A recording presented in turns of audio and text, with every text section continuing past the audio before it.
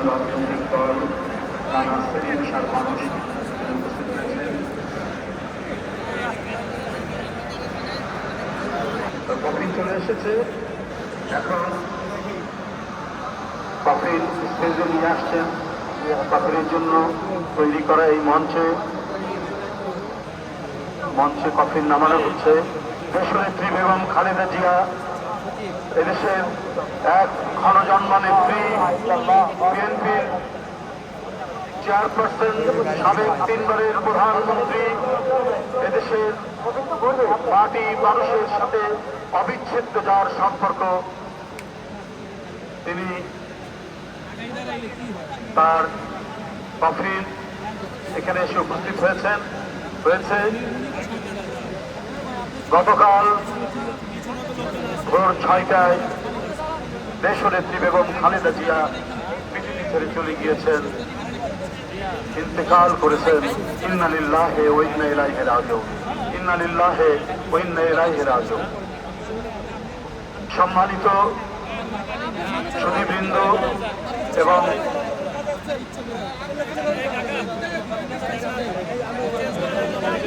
এদেশের সাধারণ মানুষ যারা এখানে উপস্থিত হয়েছেন,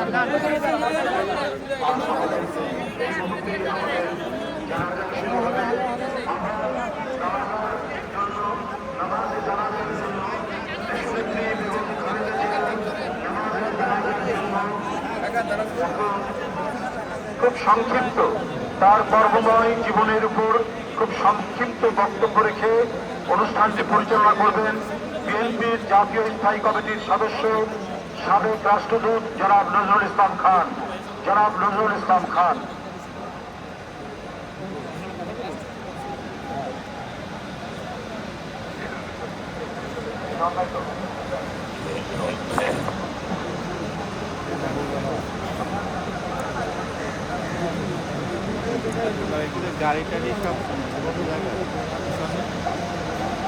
মাতান ও আপসীর দেশনেত্রী বেগম খালেদা জিয়া গতকাল 30 ডিসেম্বর 2025 ভোর 6টায় ইন্তেকাল করেছেন।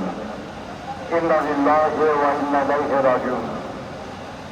আমরা তার আত্মার মাগফিরাত কামনা করছি এবং পরম করুণাময় আল্লাহ তাআলার দরবারে প্রার্থনা করছি তিনি যেন আমাদের সকলের পরম শ্রদ্ধেয় নেত্রীকে জান্নাতুল ফেরদৌস নসিব করেন। ওনার মৃত্যু সংবাদ মুহূর্তের ভিতর ছড়িয়ে পড়লে দেশ বিদেশে সকল বাংলাদেশি মানুষ শোকে বিহ্বল হয়ে পড়ে এবং মূল ধারা থেকে সোশ্যাল মিডিয়া পরিপূর্ণ হয়ে ওঠে তাদের দোয়া ও প্রার্থনায়। অন্যদিকে পুরো বিশ্বের রাজনৈতিক পরিমণ্ডল থেকে আসতে শুরু করে আন্তরিক শোকবার্তা। দেশনেত্রী বেগম খালেদা জিয়া জন্মগ্রহণ করেন 1945 সালে। শৈশব থেকে তিনি পরিচ্ছন্ন এবং পরিপাটি থাকতে পছন্দ করতেন। ফুলের প্রতি ছিল তার গভীর অনুরাগ। পরবর্তী জীবনেও তিনি অভ্যাস বজায় রেখেছিলেন তার ব্যক্তিগত এবং রাজনৈতিক চর্চায়। তাই তার রাজনীতিও ছিল নিজের মতোই সৌন্দর্য মণ্ডিত। ফুলের প্রতি অনুরাগের কারণে হয়তো সবচেয়ে কঠিন সময়েও তার সকল রাজনৈতিক বক্তব্য থাকত সুশোভিত। 1960 সালের 5 আগস্ট তৎকালীন সেনাবাহিনীর চৌকস কর্মকর্তা ক্যাপ্টেন জিয়া রহমানের সাথে তিনি বিবাহ বন্ধনে আবদ্ধ হন। তাদের 2 পুত্রের মাঝে জ্যেষ্ঠ পুত্র তারেক রহমান বর্তমানে বাংলাদেশ জাতীয়তাবাদী দলের ভারপ্রাপ্ত চেয়ারম্যান এবং কনিষ্ঠ পুত্র আরাফাত রহমান কোকো স্বৈরাচারী আওয়ামী লীগ সরকারের রাজনৈতিক প্রতিহিংসার শিকার হয়ে মালয়েশিয়ার অবস্থানকালে প্রকৃতপক্ষে বিনা চিকিৎসায় 2015 সালের 24শে জানুয়ারি মাত্র 45 বছর বয়সে ইন্তেকাল করেন। তার লাশ যখন ঢাকায় আসে তখন তার মা দেশনেত্রী বেগম খালেদা জিয়াও ছিলেন তার গুলশান অফিসে সেই একই সরকারের প্রতিহিংসার শিকার হয়ে অন্তরীণ। দেশনেত্রী বেগম খালেদা জিয়ার রাজনীতিতে আগমন ছিল আকস্মিক, কিন্তু দেশের প্রয়োজনে তা ছিল অনিবার্য। 1981 সালের 30শে মে কতিপয় বিপদগামী সেনা কর্মকর্তার হাতে রাষ্ট্রপতি জিয়া রহমান বীর উত্তম শাহাদত বরণ করার পর দলীয় সরকারের ভিতরেই ষড়যন্ত্রকারীরা তৎপর হয়ে ওঠে।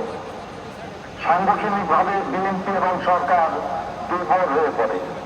সেই সময় দল এবং বিদেশি 3 জানুয়ারি দেশনেত্রী বেগম খালেদা জিয়া বিএনপির সদস্য পদ গ্রহণ করেন।